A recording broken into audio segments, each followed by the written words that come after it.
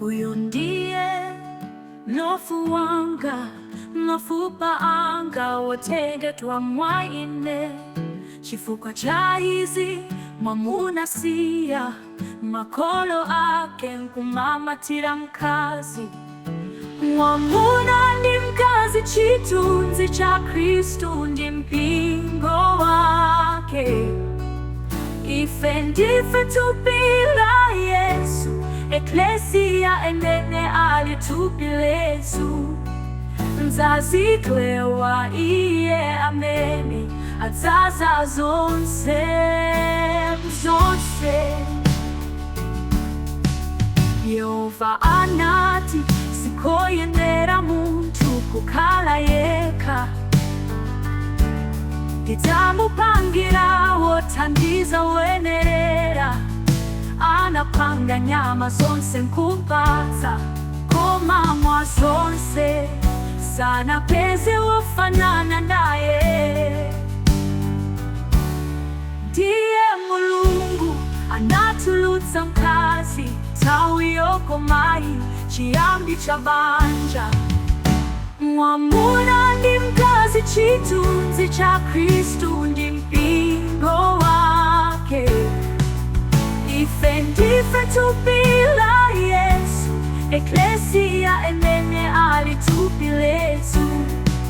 Nzaziklewa iye amene adzaza zonse zonse. Akazi mverani amuna anu, monga mpingo umvera Kristu. Amuna kondani akazi anu, monga Kristu anakonda mpingo.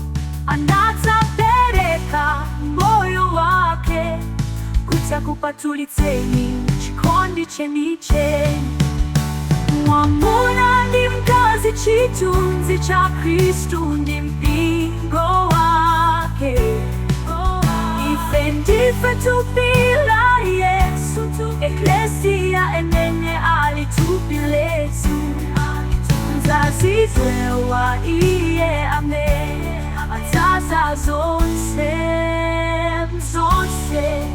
Tione ife anachipulumutso, tili chizindikiro cha Kristu mbanja.